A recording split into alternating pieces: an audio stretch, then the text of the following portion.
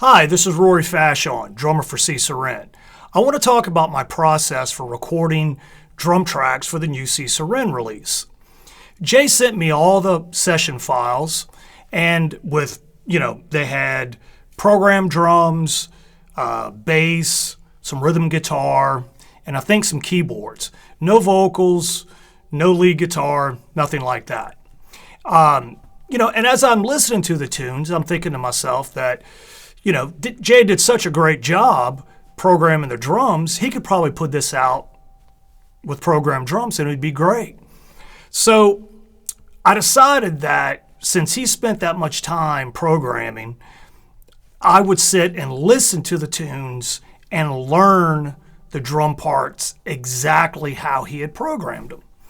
So, I take each song and do that. And mind you, each song's almost 10 minutes long, if not longer.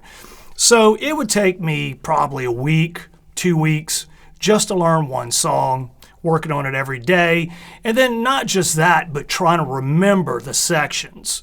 I didn't want to write charts out because this is a band effort, and I wanted to sound like a band effort, like a live thing. So, I would just try to memorize everything. And then once I kind of got comfortable with the structure, the parts, then I would mute the programmed drums, and then I'd start playing along to it and kind of start developing my own thing. And, the one thing you have to think about is, like, the drum parts are programmed so well, what can I do to elevate what he had programmed, and how can I make these songs better by my playing? So a couple things happen. When you mute the drums, you hear everything a lot better, because when you're learning the drum part, you're really hyper focusing on what the drums are doing, the different patterns. And when you have the drums muted, you really hear everything else. And for me, I'd go, okay, well, the guitar's doing this, so maybe I should kind of embellish that part. Or maybe the bass is doing this, and maybe I can lock the kick drum into exactly what the bass is playing. So, and other things too, like maybe the keys would give me kind of something to give it a little more excitement. So maybe I'd play an upbeat on a china or my stack cymbal or something.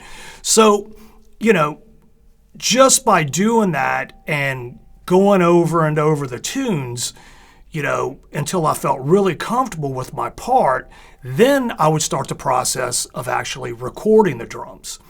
And then, and that's a whole nother process, because once I'd get a whole take down, I'd sit and listen and go, yeah, that doesn't work, or that works, or, oh, maybe if I did this, it would be even better, So that's kind of what I did.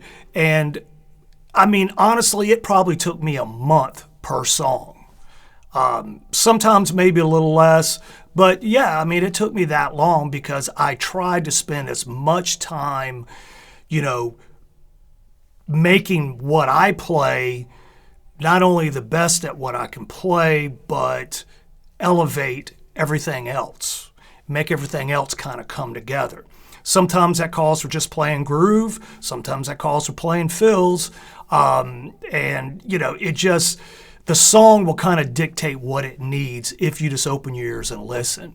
So, this is probably the most challenging stuff I've recorded. It's odd meter and multiple odd meters, and it's also tempo changes.